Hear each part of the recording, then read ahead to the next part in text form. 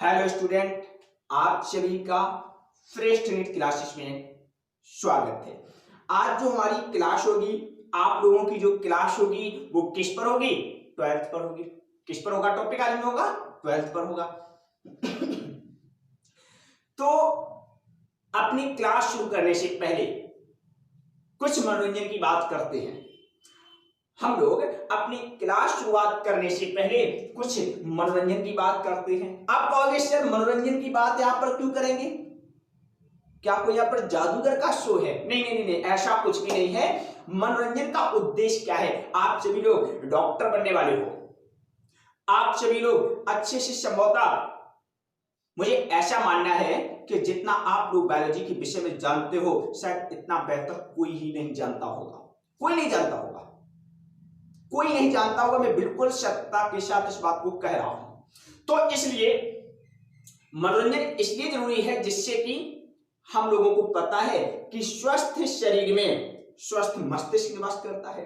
हो सकता है आपको किसी प्रकार की कोई चिंताएं हो, वैसे ऐसा होना नहीं चाहिए। एक लक्ष्य, एक उद्देश्य, एक पथ। तो अब स्वस्थ मस्तिष्क तैयार करने के लिए हमको बेहतर पढ़ने में मन लगे, इसकी शुरुआत से पूर्व कुछ पंक्तियां मैं आपको सुनाता हूं। मेहनत का फल ये पाने में थोड़ी देर है। हाँ, जो आप मेहनत कर रहे हो उसमें थोड़ा समय तो लगेगा। मेहनत का फल ये पाने में थोड़ी देर है, पढ़ लो ये वायु मेरी बस इतनी देर है, पढ़ लो ये वायु मेरी बस इतनी देर है।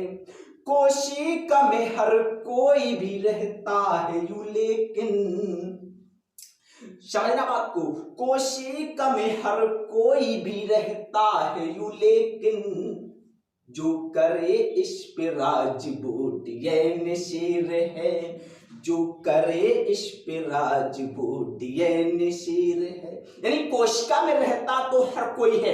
आपको कई सारे ढेरों कोशिकाएं देखने को मिलेंगे, कई सारी आपको उसमें व्यवस्था प्रणाली देखने को मिलेगी, लेकिन उस सारे के सारे सिस्टम पर, उस सारे के सारे क्षेत्र पर, उस सारी की सारी प्रक्रियाओं पर जिसका नियंत्रण है, जिसका राज्य है, जिसका अपना स्थायित्व है, वो क्या है? डीएनए है। वो क्या है? डीएनए है। तो बस यही हमारा टॉपिक है कि नहीं? देखो, मैं जो भी आपको मनोरंजन की बात बताऊंगा वो आपके लक्ष्य पर, आपके उद्देश्य पर, आपके टॉपिक पर और आपके ही किसी ना किसी दाएं बाएं कहीं ना कहीं आपसे ही वो मैच कर रही होगी। तो वही तो है जो कोशिका पर राज्य कर रहा है, जो कोशिका पर इतनी बेहतर अपने आप का अपना स्थायित्व बनाए हुए है। वो कौन है? वो डीएनए है। कौन है वो? डीएनए है। तो वही तो पढ़ना है आपको। क्या है डीएनए?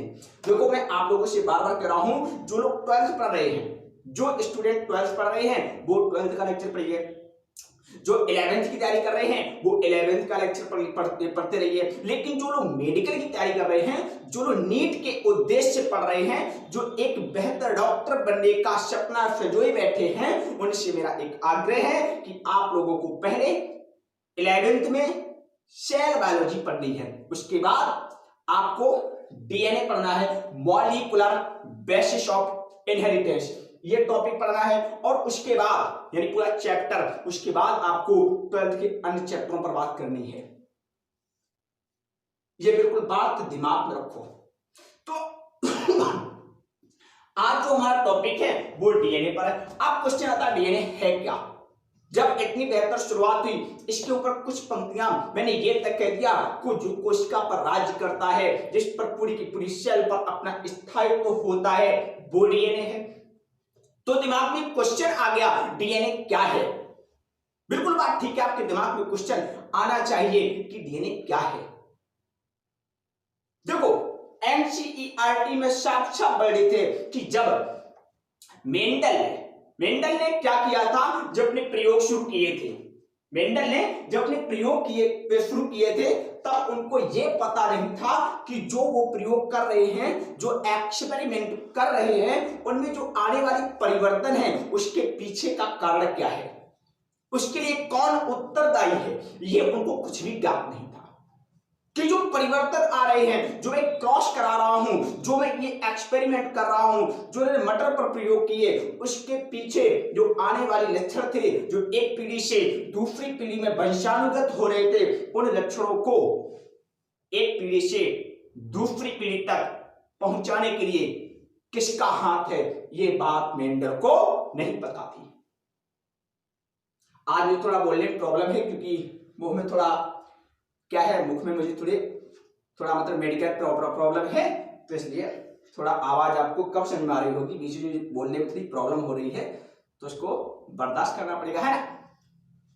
तो क्या होता है कि उनको पता नहीं था कि इसके पीछे किसका हाथ है, कौन इस सारी की सारी क्रियाओं को कर रहा है। तब उन्होंने उसको फैक्टर कहा। क्या कहा? फैक्टर कहा, यानी कारक कहा। देखो इग्नोर करो, जो एनसीईआरटी में लिखा है वही मेडिकल के लिए वेरी वेरी वेरी इंपॉर्टेंट है, और एनसीईआरटी का हर शब्द आपको पढ़ना पड़ेगा, हर शब्द पढ़ना पड़ेगा, है ना। ऐसा है कि नहीं है ना, हर शब्द आपको पढ़ना पड़ेगा, ये बिल्कुल बात आपको रखनी पड़ेगी। तो क्या थे वो? कारक थे, यानी फैक्टर थे फैक्टर की नहीं थे। तो अब मेंडल के दिमाग में कोई नहीं आया कि ये फैक्टर क्या है, ये क्या प्रोसेस करने वाले हैं, ये कौन है। उन्होंने कुछ भी नहीं, उनको कहा कि जो इन लक्षणों को एक पीढ़ी से दूसरी पीढ़ी में लेकर जा रहे हैं, उनको उन्होंने कारक और फैक्टर कह दिया। इंग्लिश में क्या कहते हैं? फैक्टर। हिंदी में क्या बोलते हैं? कारक। उनको ये नहीं पता था कौन है, कुछ नहीं जानते थे, उन्होंने इसको फैक्टर कह दिया, है ना। अब क्या किया जाए? प्रॉब्लम आ गई। क्या है भाई? मेंडल भी नहीं समझ पाए। अब मेंडल के बाद काफी समय बाद, लगभग ऐसा माना जाता है कि 100 वर्षों के बाद इस पर जब काफी अध्ययन किया गया तो पता चला कि जो फैक्टर था, जो कारक था, जिसको मेंडल पहचान नहीं पाए, वो और कोई नहीं, वास्तव में डीएनए था। वो क्या था? वो डीएनए था और कोई दूसरा नहीं था। वो क्या था? वो था डीएनए। क्या था वो? डीएनए था, डीऑक्सीराइबोज न्यूक्लिक अम्ल। अब प्रश्न आया, वैज्ञानिकों के मन में जिज्ञासा आ गई कि भाई जो मेंडल इतना सब कुछ कर रहे थे, उसमें जो उत्तरदायी था, जो महत्वपूर्ण भूमिका निभाने वाला था, वो डीएनए था। तो उनके मन में एक जिज्ञासा आई कि चलो डीएनए की खोज करते हैं, डीएनए को खोजते हैं, डीएनए कहां छिपा हुआ है, डीएनए क्या है कि जो इतना बड़ा अपने अंदर राज छिपाए हुए है, जो आने वाली संतान में ही अपने अनुसार परिवर्तनों को दर्शाता है। कौन है, क्या है, क्या कहानी है उसके पास, इस चीज की जिज्ञासा उठने लगी। पता चला कि डीएनए जो है वो एक आनुवंशिक पदार्थ है। क्या है? चलो मैं चर्चा करने वाले को नोट डाउन कर दो, फिर चर्चा करता हूं, ठीक है। तो समझ में आएगा आपको एनसीईआरटी में क्या लिखा हुआ है, ठीक है। चलो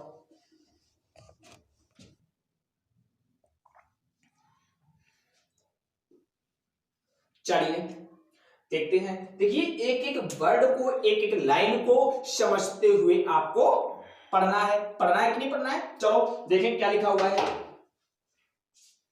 मैं पूरा एनसीईआरटी पढ़ा रहा हूं, ठीक है। जो क्या लिखा हुआ है, जीवों में आनुवंशिक पदार्थ डीएनए है। क्या है? डीएनए है, डीऑक्सी राइबो न्यूक्लिक एसिड, है ना। ये डीएनए का पूरा नाम होता है, फुल फॉर्म होता है, ठीक है। तो जीवों में जो आनुवंशिक पदार्थ है, जेनेटिक मटेरियल है, वो क्या है? वो डीएनए है।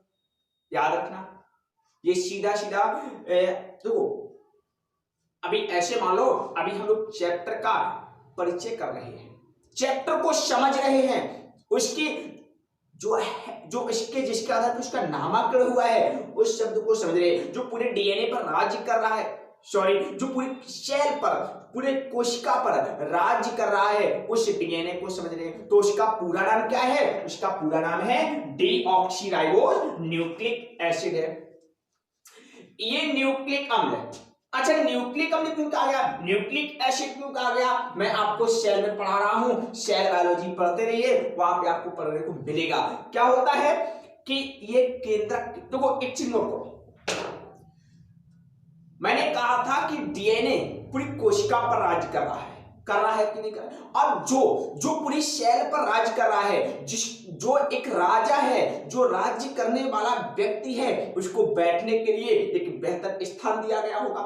कन्फर्म बात है। देखो, जो राजा होता है, जो किंग होता है, अपने क्षेत्र का जो सर्वोच्च स्थान जिसको प्राप्त होता है, वो व्यक्ति ही तो राजा होता कि नहीं होता। अब उसके बाद वहां की सारी प्रजा पर, वहां की सारी गतिविधियों पर, वहां के पूरे सिस्टम पर उसका अधिकार होता है कि नहीं होता। तो अब उसको रहने के लिए, उसको बैठने के लिए एक विशेष स्थान भी होता कि नहीं होता। तो इसका विशेष स्थान क्या है, इसका निवास स्थान पूरी सेल में, यदि आपको डीएनए चाहिए तो कहां मिलेगा, वो आपको केंद्रक में मिलेगा।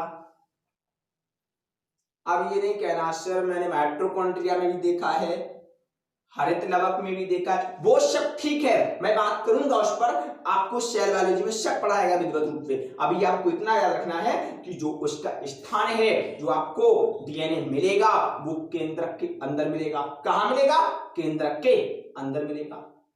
मिलता कि नहीं मिलता।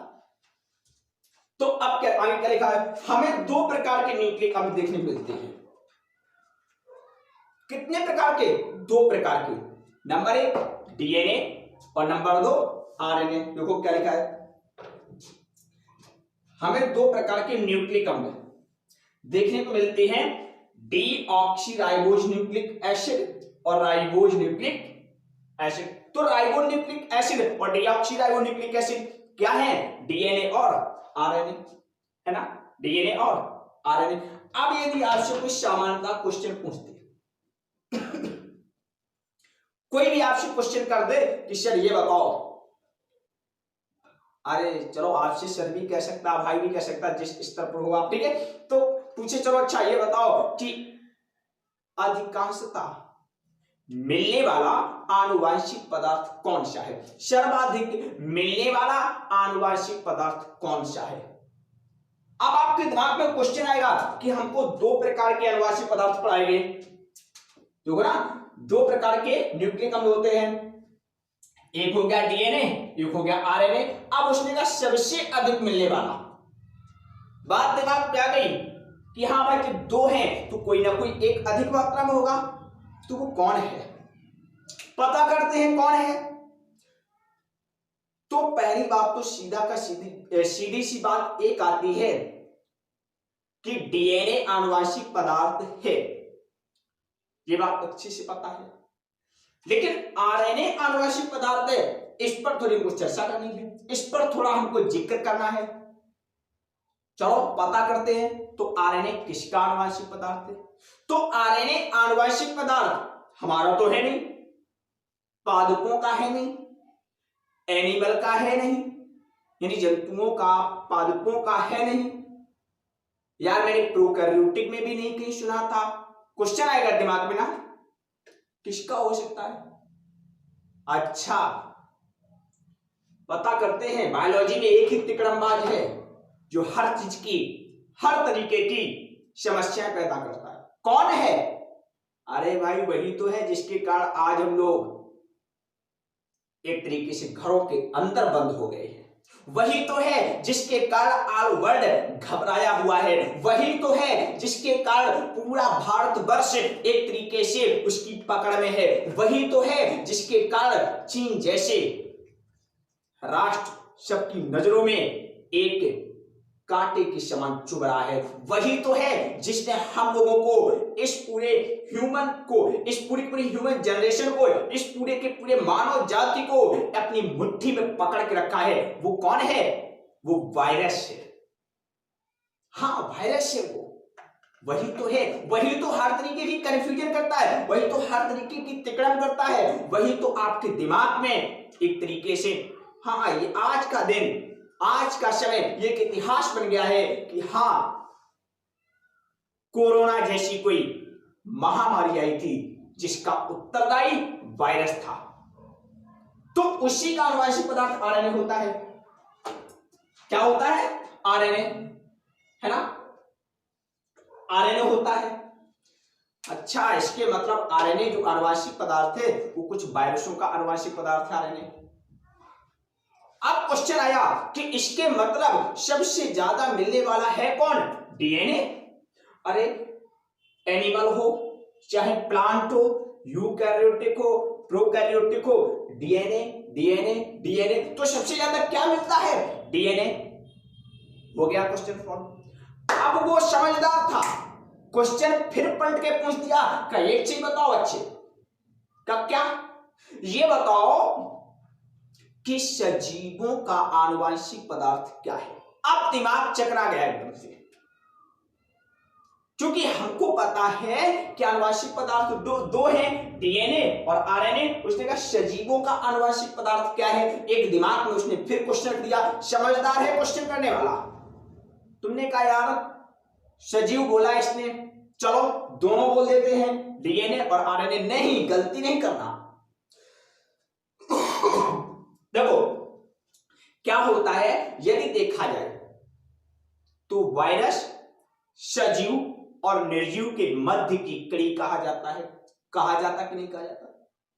तो वायरस को हम सजीवों के से अलग करते हैं, वायरस को हम सजीवों की श्रेणी से अलग कर देते थोड़ी देर के लिए।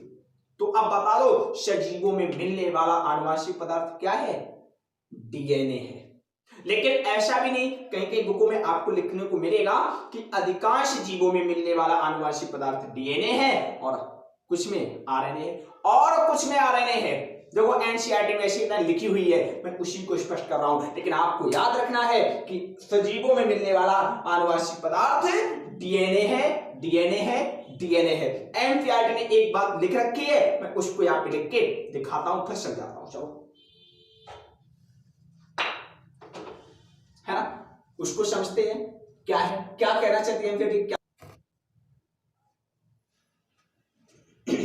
चलिए देखते हैं जो एनसीईआरटी में लिख रखा है, मैं उस टॉपिक पर बात करता हूं। देखो क्या लिखा हुआ है, अधिकतर जीवों में, बड़े ध्यान से सुनना शब्द को, ठीक है। अधिकतर जीवों में आनुवंशिक पदार्थ डीएनए है। देखो यहां पे लिख रखा है अधिकतर जीवों में, है ना, यानी इस बिंदु के आधार पर, पहले पढ़ता हूं फिर बताता हूं। अधिकतर जीवों में आनुवंशिक पदार्थ डीएनए होता है, कुछ विषाणुओं यानी वायरस में आनुवंशिक पदार्थ आरएनए है। यानी अधिकतर जीव शब्द जोड़ के इन्होंने वायरस को जीवों में शामिल कर लिया है। तो देखो ये एक अपवाद है, ये एक कन्फ्यूजन है, आपको परेशान कर सकता शब्द ये। देखो वायरस को ना तो आप सजीव कह सकते हो ना निर्जीव कह सकते हो, तो ऐसे लिखा जा सकता, कोई बड़ी बात नहीं है। तो क्या है, अधिकतर, लेकिन हाँ अब जैसे क्वेश्चन आता कौन सा ऐसा वायरस है जिसके पास आरएनए है। देखो सबसे पहले जब इस बात की खोज हुई थी कि वास्तव में आनुवंशिक पदार्थ डीएनए के अलावा एक और है, वो है आरएनए। तो उस आरएनए को जब पहली बार आनुवंशिक पदार्थ के रूप में खोजा गया था, वो टीएमबी से, टोबैको मोज़ेक वायरस से खोजा गया था। तो इसका आनुवंशिक पदार्थ क्या है? आरएनए है। टीएमबी का आनुवंशिक पदार्थ क्या है? आरएनए है। तो यहां पर वायरस को सजीव के साथ जोड़ के रखा गया है ना। तो अब क्वेश्चन जैसा एग्जामिनर पूछे आपको उसी तरह का आंसर देना है। देखो कैसे, मैं समझाता हूं, क्वेश्चन नोट डाउन करके। देखो क्या होता है, देखो इसमें होता क्या है, जैसे एग्जामिनर ने क्वेश्चन किया हुआ है, क्या क्वेश्चन किया हुआ है समझो। जैसे यदि वो एग्जामिनर पूछता है, बड़े ध्यान से सुनना, तो सजीवों का आनुवंशिक पदार्थ क्या है, ये क्वेश्चन दे रखा है। सपोज दैट, मान लो, तो सजीवों का आनुवंशिक पदार्थ, वैसे वास्तव में यहां का आंसर डीएनए होना चाहिए। क्या होना चाहिए? डीएनए होना चाहिए। सजीवों का आनुवंशिक पदार्थ क्या है? डीएनए होना चाहिए। लेकिन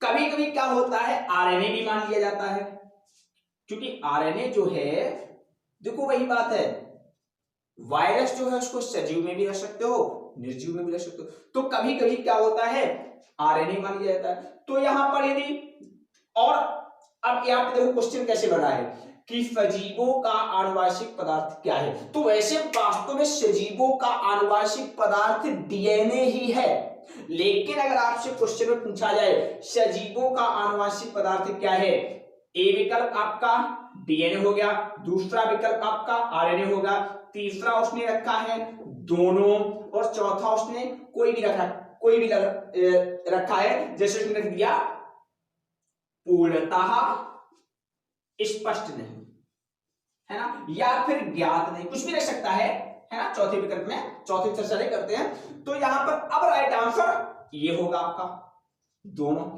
तो इसलिए आपको जैसा क्वेश्चन हो वैसी बात करनी है, जैसा एग्जामिनर पूछना चाहता है वैसा आंसर देना है। तो ऐसे भी रख सकता है, कैसे बताऊं, देखो ऐसे भी रख सकता है, क्वेश्चन यही रहेगा नंबर 1 डीएनए है, बड़े ध्यान से सुनना, नंबर 2 प्रोटीन है, और नंबर 3 आरएनए है, और नंबर 4 सभी है। अब तो कंफ्यूजन आ गया। हाँ ये क्वेश्चन रख सकता है, अगर पकड़ के यहाँ पे समझने के लिए इस बिंदु को पकड़िए यहाँ पे कि सजीवों का आनुवांशिक पदार्थ क्या है, उसने यहाँ पे प्रोटीन रख दिया। ये तो क्वेश्चन बड़ा सीधा साधा था, अब उसने ये क्वेश्चन रख दिया है, यानी इस क्वेश्चन के ये विकल्प रख दिए हैं। अब आपके दिमाग में टेंशन शुरू हो गई कि एनसीईआरटी में तो हमने कुछ और पढ़ा था। एनसीईआरटी ने पढ़ाया था कि अधिकतर जीवों का आनुवांशिक पदार्थ डीएनए है और विषाणुओं का आनुवांशिक पदार्थ आरएनए है। ये तो क्वेश्चन और आ गया, दो पे टिक लगा नहीं सकते, अब किस पे टिक लगाए, किसको छोड़े। एनसीईआरटी ने तो इन दो का समर्थन किया हुआ है, समझो टॉपिक को, इसका भी समर्थन किया हुआ है और इसका भी समर्थन किया हुआ है। अब हम किस पर टिक लगाएं, तब यहां पर आपको क्या लग रहा है, जो सबसे बेहतर है, जो अपने आप को यहां पर 100% उपस्थित कर रहा है वही शब्द है। तो क्या है, देखो सभी तो हो नहीं सकते, सभी हो सकते नहीं हो सकते, 100% गलत है। प्रोटीन हो नहीं सकता, हो सकता नहीं हो सकता, 100% गलत है। अब इन दो पे बात अटक गई, सजीवों का आनुवांशिक पदार्थ क्या है, क्वेश्चन समझो। अब बात इन दो पे अटक गई कि डीएनए है कि आरएनए है। अब हमारे पास विकल्प आया कि उसने कहा है सजीवों का। वायरस सजीव भी होता है निर्जीव भी होता है, यहां पर एग्जामिनर आपको वायरस निर्जीव में रख के क्वेश्चन कर रहा है, तो आंसर हो गया डीएनए। राइट आंसर क्या हुआ, डीएनए। तो इस तरह से देखो एनसीईआरटी का स्टेटमेंट में आपको इतना बारीकी से क्यों समझाया, उसका कारण है कि आपको एक एक चीज, एक एक शब्द, एक एग्जामिनर इस पंक्ति पर क्वेश्चन कैसे पूछ सकता है, ये आपके दिमाग में जरूर जरूर जरूर होना चाहिए। ठीक है, तो ये क्वेश्चन आपको बिल्कुल गांठ बांध के अपने पास रखना है। धन्यवाद। अगली क्लास में हम लोग डीएनए पर आगे चर्चा करेंगे, लेकिन इस चैनल को जो लोग नए आ रहे हैं सब्सक्राइब कर लीजिए, जिससे कि आपको पूरा 100% मेडिकल का कोर्स उपलब्ध हो सके। धन्यवाद, पढ़ते रहिए।